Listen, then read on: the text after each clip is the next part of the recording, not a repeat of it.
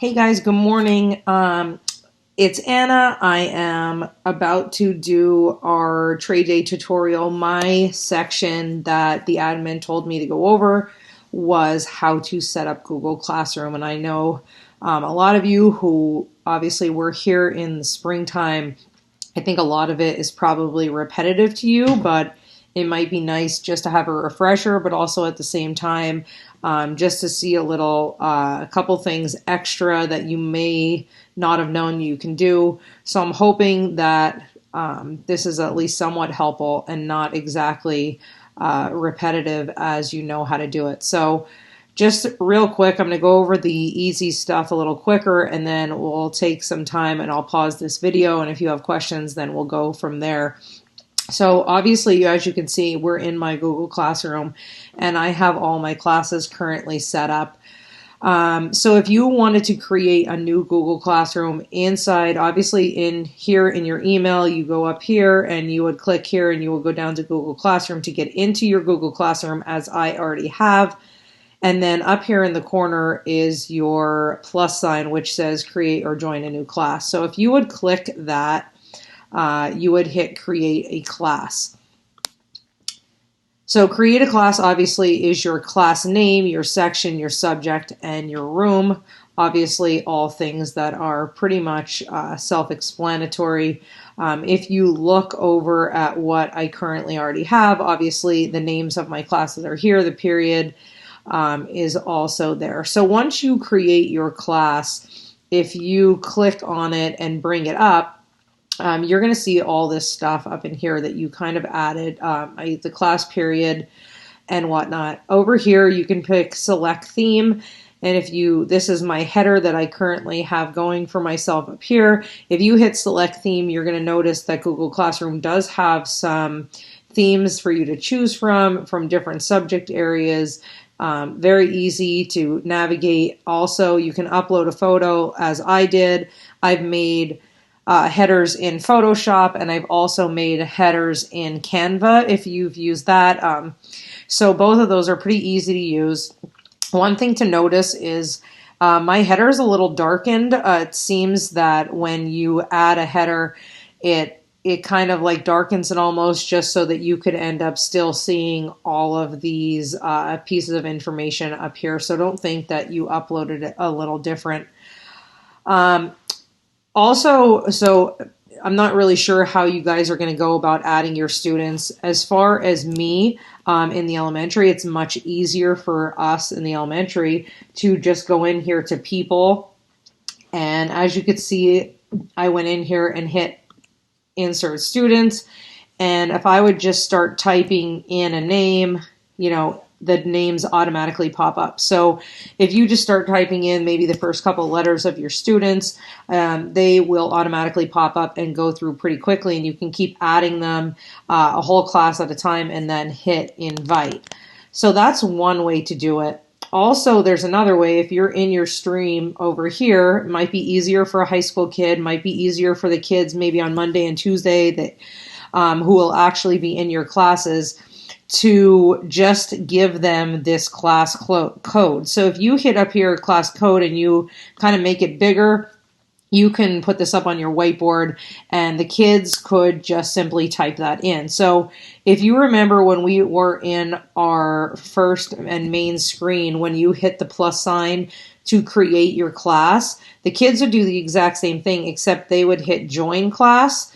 And then that class code that just popped up, that's where you would put it in there. So it's basically up to you if you want to invite them or if you wanted them to just join. If you invite them, they're going to get an email and they have to accept it. Once they accept it, then you're in. So as you can see in here, I invited students, and what you're going to see is you're going to see some of them are invited. Some of my kids actually already accepted it. So when they're accepted, they kind of like, get away from that grayed out look. But when they didn't accept you yet, it says invited. So you can kind of keep track of who is in your classroom and who isn't.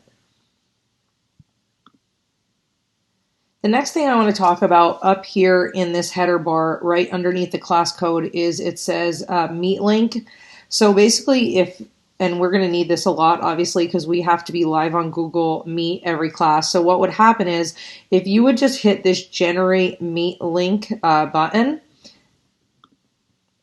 you're going to hit the Generate Meet Link, but you want to make sure it says Visible to Students. So if I hit the Generate Meet Link and it's toggled over to Visible to Students and I hit Save, what's going to happen is this is going to be your Google Meet link that students would just automatically go into their Google Classroom. For example, my Science Period 1 kids would log on to their Science Period 1 Google Classroom and they would just simply click this button and they would just automatically enter that link. That way you don't have to necessarily add it to the stream or add it to your classwork. It's always up here. You can very easily reset that and delete it if need be. So that's just another thing up here that's for you to add that a kid can access quite quickly. The other thing I did that you probably wouldn't see, but I know Mr. Cheddar talked about the statement that, as you can see, I have written here below. But what's going to happen is kind of like almost like a Facebook page. The more you post to your page, the statement about, you know, protecting our videos and stuff is going to just go down the page. So I added it here, but also, as you can see, if you hit this little arrow button down, in my class description, I also added the link, so it's always going to be here and it's always going to be at the top of the page, you know, whether the kids necessarily see it all the time or not if they don't have that arrow down, but at least it's basically front and center in your class. And to get that in there, you would just hit this gear shift and then in your class description put it in there. So when you first make your class, when you add that plus sign, that class description section isn't exactly there, but if you hit the little gear shift, it also goes there as well. And as you could see, you could also create an invite link. Here's your class code again. You can also, right from here, display your class code. And a lot of different settings in here in the gear shift. As far as, do you want kids to comment on your post? I had a lot of things happen in the spring, whereas these kids were certainly missing their classmates. So my fourth graders tended to use those comments to kind of like almost like talk to each other, which at the same time was good. But I think we don't really want that to happen. So I changed my stream to only teachers can post a comment. You could certainly change that if you want to. Different things that come up here. I don't have the grading system set up yet. Last year I was accepting grades, but we were pass fail. So that's another thing that you can set up here. Here's your Google Meet again. The guardian summaries, I'm not really sure if we want to do that or not, but that basically gives parents an opportunity to kind of like get a peek into your classroom, whether you would want that or not. Under people, again, once they accept, you're going to see this invite guardians. So basically it would let parents be able to view this classroom as well without going into their student account. Okay, so a couple more things to talk about. If we look up at the top of the page here, you're going to see the word stream, classwork, people, grades. We talked about people already and adding our students. And if you're inviting guardians, obviously you would also do it there. But we have the stream and we have classwork. So basically there is a big difference. Last year, I very rarely used the stream because I feel like it's just there and I don't really know if the kids actually saw it, especially with them being completely online. So you're going to use the stream maybe if you're in the middle of class to maybe post something up there, like maybe a link to something that you would want the students to get on right away, not necessarily something that they have to do and that they have to mark as done and get credit for. So if you're using the stream, it's kind of like something that you want out like right then and there at the moment. You want to send an announcement out, that's fine. But when it comes to actually posting assignments or posting your videos or posting anything for the day, I would highly suggest that you base it out of Classwork. So if you hit the Classwork button, you're going to notice, obviously I don't really have anything in here yet, but if you would hit the word create, you're going to see you have a bunch of different options. And I know other Google Classroom events today or classes today, kind of talk about different things, but I just want to go over a couple things. The first one, obviously is assignment.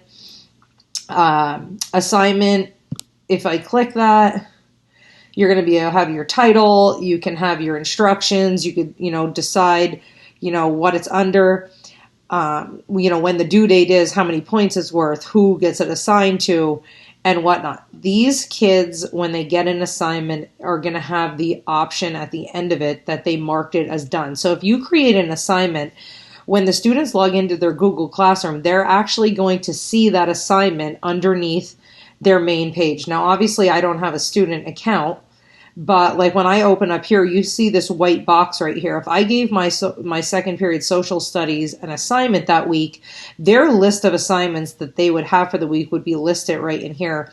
And when they eventually completed them and hit mark as done, as we saw last year, which I want to really focus on my kids learning how to do, it will eliminate it from their list. So I think it's a really good idea for every day to be an assignment, just because that way at least the kids, especially the virtual kids online, they're seeing the list of things that they have to do, and as they do it, they're marking it off, and then they're kind of going away. So just getting back in here, we were in classwork. So again, quiz assignment is something that is going to be graded. If you would create a form and different stuff like that can actually be graded. I'm not going to go into total detail about this because I know other groups are doing the same thing. Question is another really, really good one. You can use this as a bell ringer. You could use it as an exit ticket. You could, just use it just to kind of take attendance. And we talked about this in our faculty meeting. You have an option of short answer or multiple choice. I'm honestly using this. I'm going to create for my homeroom every single morning a multiple choice question for my homeroom group just to take lunch count. I think it'll be a good way for my students to log in, kind of get themselves situated in the morning where they have to go get their Chromebook, log in, get on Google Classroom. It's a good way for them to just kind of get in the groove of things in the morning. And then if I do a multiple choice where I do, option one or choice one, choice two, peanut butter and jelly, sandwich of the week, what's going to happen is on my end, when they complete that, it'll actually show on my end in my feed that question, how many kids picked each one, and it will be much easier to send to the office. So that's another good thing for you to use for homeroom, but also you can use that as a question, just as an exit ticket, as we talked about, just to kind of make sure that kids are using that for attendance. Another one is material. Material, I think, is a really good one just because if you need to post a syllabus or if you need to post notes, different things like that, that's going to be used for material. That way they're not actually having it as an assignment, but they can kind of access that stuff. So if I'm giving a science test on weather, I could add material in there and all of my notes would be in there. But this is one I really want to focus on, which is topic.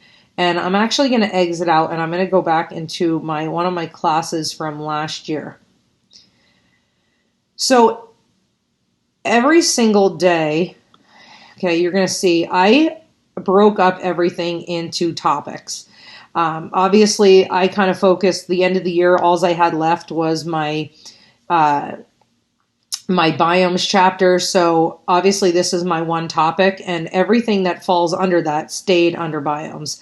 And it's kind of like just chunks everything. So if I would have my weather unit, I would have a topic on weather and all my lessons for weather would be underneath it. If I had another one on electricity would be one and everything would be underneath it. It's kind of like a filing system just to keep you in order and for you to kind of just keep everything very organized.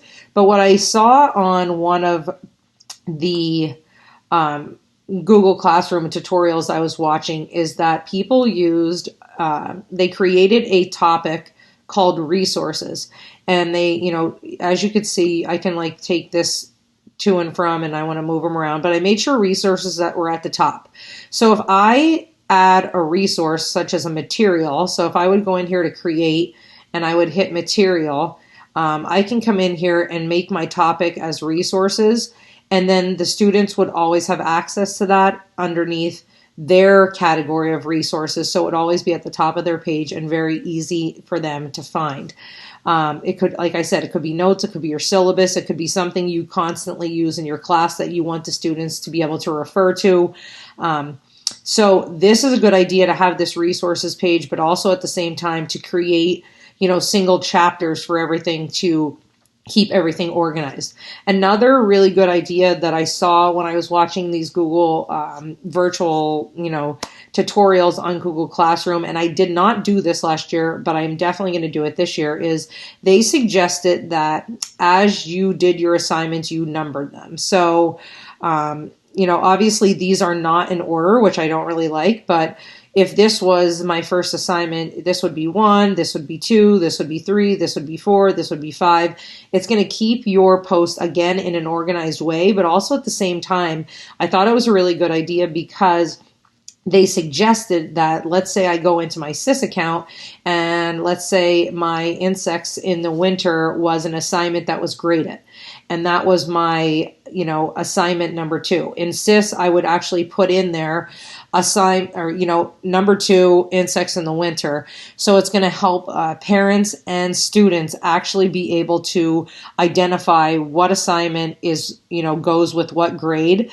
So obviously other than the name, but also with the number being there, it kind of like helps to just kind of keep everything organized and make sure that kids know exactly, what's going on and where everything is and to keep everything in order. So topics are huge. I would highly suggest them. It just makes things look nicer. You're going to see all your topics are here as you keep adding more, or you can scroll down. So I thought that was definitely a big help. Something I definitely wanted to share with you guys. Okay, so another trick that I found and I thought was pretty helpful, like say we're getting into, the later months, January, February, you did something, you were trying to go back and find a certain lesson you talked about or created. If you would hit Command F or Control F on your keyboard, obviously Command F on a Mac, Control F on your Chromebook or Windows-based computer, you're going to see that up here there is a search bar that comes up. So let's say I'm looking for lessons I did on Pray.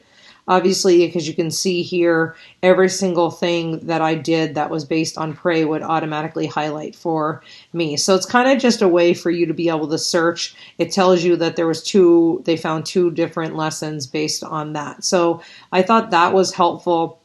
Another great thing I thought was to reuse a post. So let's say you are creating a lesson that is very, very similar to another lesson. You would just hit create post, repost, and then you're going to see all of my different assignments come up. So say last year I did an assignment that I'm going to do the exact same thing. Obviously, I would hit this 2019, 2020. I want to teach this symbiosis lesson again. I would hit reuse.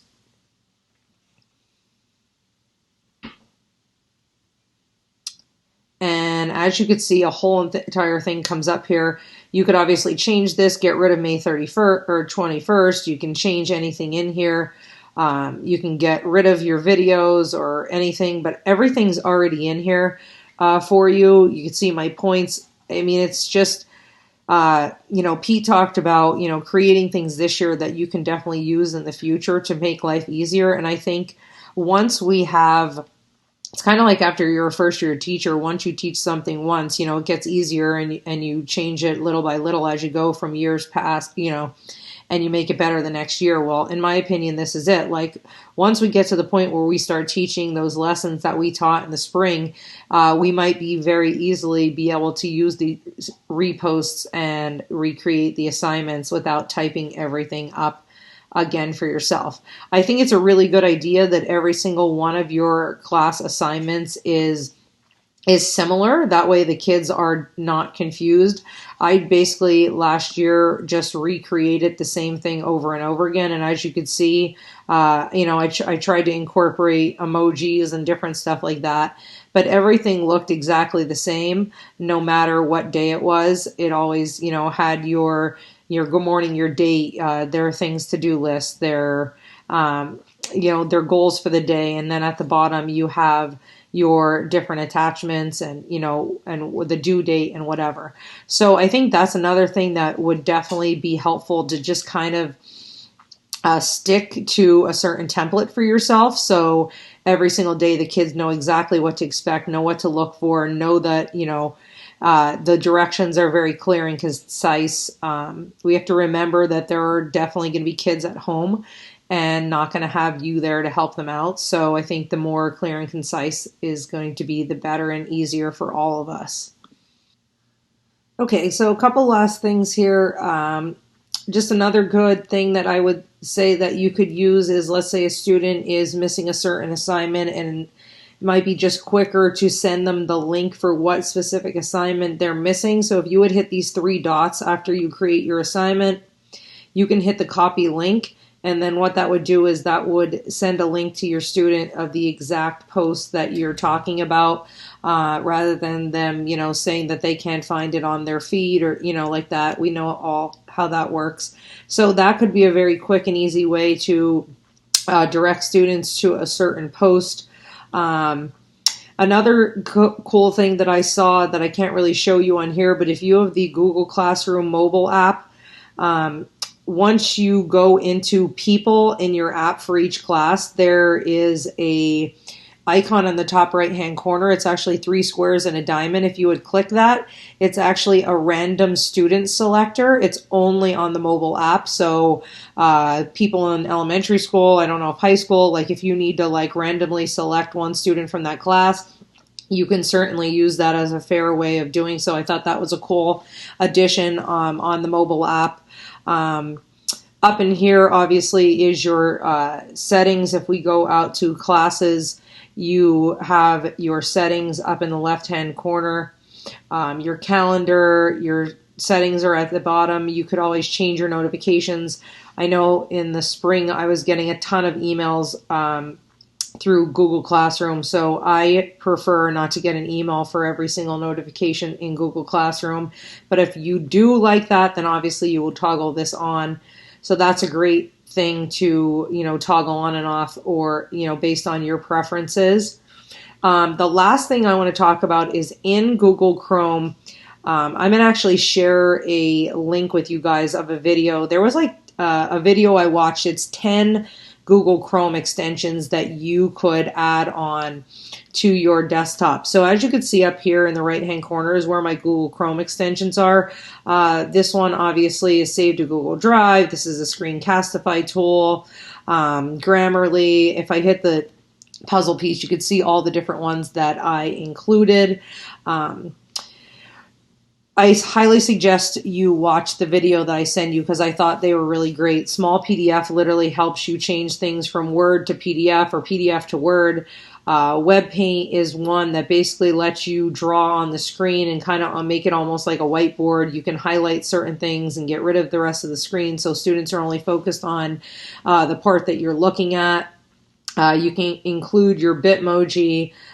Tab scissors I thought was a really great one, because it actually splits your screen into two. So if on the left hand side you have your Google Classroom up and you see the grades of students' assignments, on the right hand side you might have SIS up, and it would perfectly proportion the two screens next to each other, so you can easily transfer your grades over.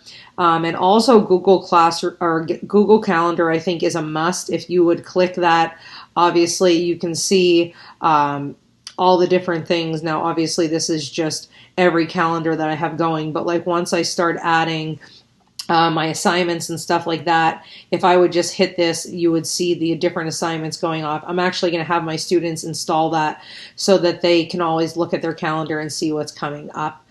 I hope this was helpful. It was kind of like, I feel like it was a little scattered. I know a lot of you already know how to set up Google Classroom, and I wanted to just kind of give you some tips how to maybe make it a little bit better.